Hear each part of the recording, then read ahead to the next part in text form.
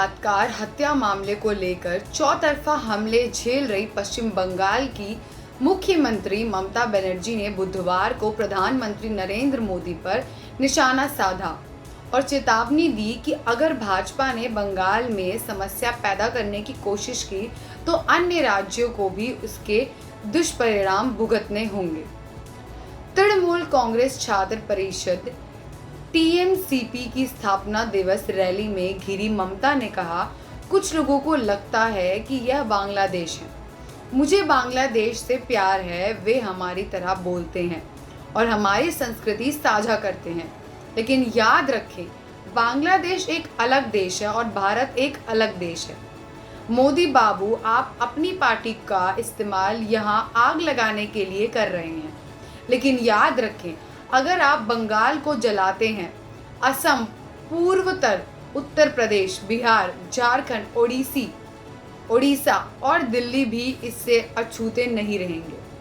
हम आपकी कुर्सी भी छीन लेंगे। ममता ने भाजपा पर तीखा हमला किया, जो कोलकाता के आरजी कर मेडिकल कॉलेज और अस्पताल में एक प्रशिक्षित डॉक्टर के साथ क्रूर बलात्कार और हत्या के खिलाफ विरोध प्रदर्शन का नेतृत्व कर रही है और तृणमूल कार्यकर्ताओं से जवाब देने को कहा। तृणमूल कांग्रेस प्रमुख ने कहा, जब आपका अपमान किया जाता है तो विरोध करने का समय आ गया है। जब आप पर बुरे हमले होते हैं तो उसे चुपचाप नाथ लें। आप कैसे जवाब देते हैं यह आप पर निर्भर करता है। पश्चिम बंगाल भाजपा प्रमुख और केंद्रीय मंत्री सुकांत मजूमदार ने ममता पर राष्ट्र विरोधी टिप्पणी करने का आरोप लगाया और केंद्रीय गृह मंत्री अमित शाह को पत्र लिखकर केंद्र से उनके बयानों का संज्ञान लेने का आग्रह किया। पश्चिम बंगाल भाजपा नेता ने ममता पर बदले की राजनीति का खुलकर समर्थन करने का आरोप लगाया और अमित शाह से पश्चिम बंगाल के लोगों के हितों की रक्षा करने का आग्रह किया। उन्होंने कहा, एक मुख्यमंत्री जो संवैधानिक रूप से पक्षपातपूर्ण रवैये से ऊपर उठने के लिए बाध्य है, द्वारा इस तरह के डराने वाले बयान देने अकल्पनीय और अभूतपूर्व हैं, जो लोकतंत्र के लिए खतरा पैदा करता है। दूसरी ओर ममता ने भाजपा पर बलात्कार हत्या मामले की जांच को पटरी से उतारने की साजिश रचने का आरोप लगाया। ममता ने कहा, उन्होंने बंद का आह्वान किया क्योंकि वे एक शव पर राजनीतिक लाभ चाहते थे। भाजपा युवती की मौत के बाद आम लोगों की भावनाओं का फायदा उठाने की कोशिश कर रही है। वे बंगाल को बदनाम करना चाहते हैं और उसकी मौत की जांच को पटरी से उतारने की साजिश रच रहे हैं। पीड़िता और उसके परिवार को न्याय न मिले। उन्होंने यह भी आरोप लगाया कि भाजपा आई का उपयोग करके बड़े पैमाने पर साइबर अपराधों में लिप्त है, जिससे सामाजिक अशांति पैदा हो रही है। ममता बनर्जी ने कहा, हमने इस दिन को आरजी कर डॉक्टर को समर्पित किया है। हम न्याय चाहते हैं, लेकिन भाजपा ने आज बंद का आह्वान किया है। वे न्याय नहीं चाहते, वे केवल बंगाल को बदनाम करने की कोशिश कर रहे हैं।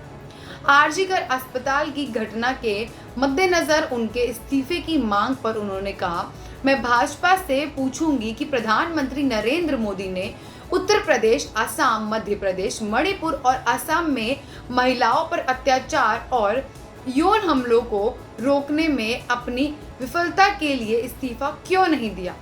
मैं पूछती हूँ कि असम में मुठभेड़ में केवल एक आरोपी ही क्यों मारा गया।